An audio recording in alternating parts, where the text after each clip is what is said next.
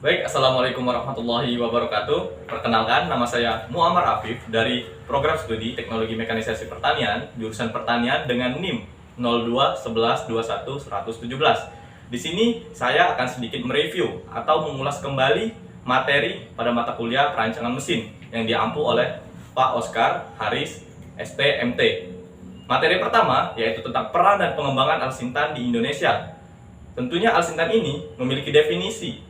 Alat dan mesin pertanian adalah berbagai alat dan mesin yang digunakan dalam usaha pertanian yang digunakan untuk memudahkan pekerjaan, meningkatkan produktivitas, kualitas, dan kuantitas produk pertanian.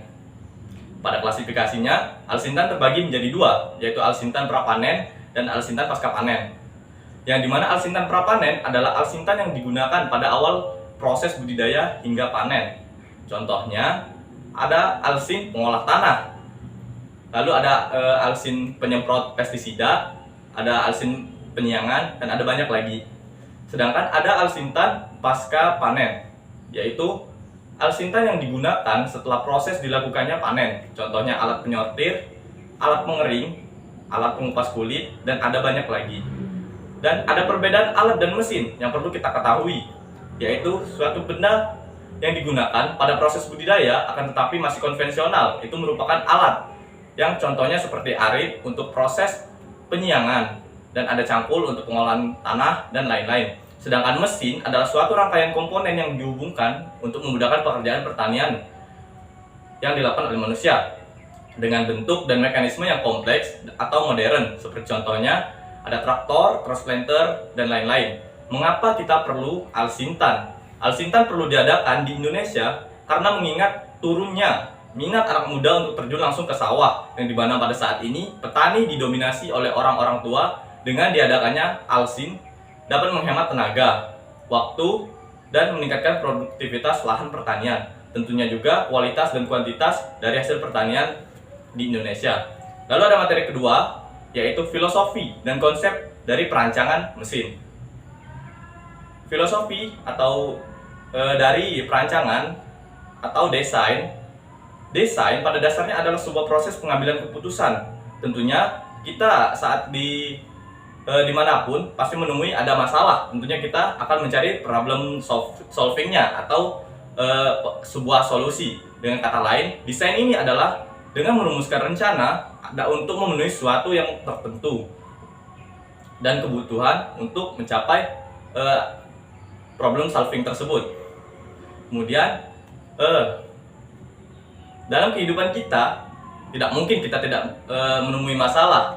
Dengan adanya masalah tersebut, pasti kita berusaha untuk mencari solusi. Nah, itulah salah satu filosofi dari desain. Lalu ada perancangan alat. Perancangan alat adalah proses desain dengan cara pengembangan dengan metode teknik untuk memperbaiki efisiensi dan produktivitas sebuah produk untuk menciptakan inovasi-inovasi baru dengan tujuan memajukan pertanian.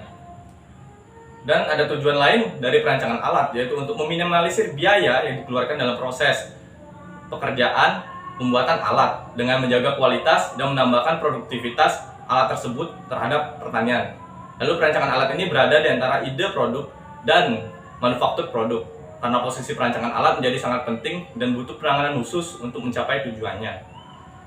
Kemudian ada klasifikasi dari desain ini, ada 3. Yang pertama adalah perancangan adaptif, perancangan pengembangan, dan perancangan baru. Dari klasifikasi ini, perancangan adaptif ini didasari pada desain yang telah ada, yaitu dari produk standar yang di sebuah modifikasi dengan menyesuaikan lahan, medan yang akan dilalui. Kemudian ada perancangan dari pengembangan. Di sini desain pengembangan ini atau perancangan pengembangan ini kita melakukannya dengan produk yang sudah ada kita perbaiki untuk keadaan-keadaan yang di luar sana tidak sesuai dengan produk yang sudah ada yang kurang memadai. Kemudian ada desain baru. Jenis ini adalah sepenuhnya desain baru dengan prinsip-prinsip ilmu yang ada. Nah, ini berarti kita tidak memodifikasi, tetapi kita membuat rancangan untuk alat-alat baru. Lalu ada pertimbangan umum dalam proses-proses desain, yaitu ada jenis beban dan tegangan, seperti ada tegangan statis, dinamis, dan ada tegangan kejut yang harus kita perhatikan dalam pembuatan desain-desain ini. Lalu kemudian ada jenis gerak komponen atau kinematika dari mesin. Kemudian ada pemilihan material, tentunya kita harus memilih material-material untuk bahan desain kita yang terbaik, yang bagus, dan anti dari segala medan seperti anti karat, anti api, dan yang lain. Kemudian ada bentuk dan ukuran komponen. Tentunya bentuk dan ukuran komponen ini menyesuaikan dengan medan-medan yang ada di lahan. Misal medannya sempit, tentunya kita tidak mungkin membuat alat-alat yang besar. Lalu ada gesekan dan pelumasan. Gesekan dan pelumasan ini perlu kita perhatikan karena dengan banyaknya gesekan tentunya akan meningkatkan overheat di alat yang menyebabkan alat cepat rusak. Lalu kemudian ada kenyamanan dan aspek ekonomi. Tentunya kenyamanan perlu kita perhatikan karena kita juga menggunakan alat tidak sekedar mengambil tujuannya doang. Pasti kita juga memikirkan dari kenyamanan si penggunanya atau operator. Lalu ada penggunaan komponen. Nah, penggunaan komponen ini yang kita harus perhatikan. Tentunya penggunaan komponen harus sesuai dengan standar-standar yang telah ditentukan oleh ISO atau standar yang dari internasional. Lalu kemudian ada keamanan operasi. Tentunya kita harus mengamati atau memperhatikan tentang keamanan ini. Tentunya keamanan ini sangat penting. Lalu ada fasilitas bengkel. Dengan fasilitas bengkel yang memadai, tentunya kita bisa membuat desain produk-produk baru atau rancangan mesin-mesin yang baru kita dengan lebih baik. Lalu ada skala produksi. Skala produksi ini dapat kita satukan atau kita perbanyak sesuai dengan kebutuhan yang ada di luar. Lalu ada biaya. Dengan kita mempertimbangkan biaya ini bisa kita minimalisir atau tidak buang-buang duit gitu.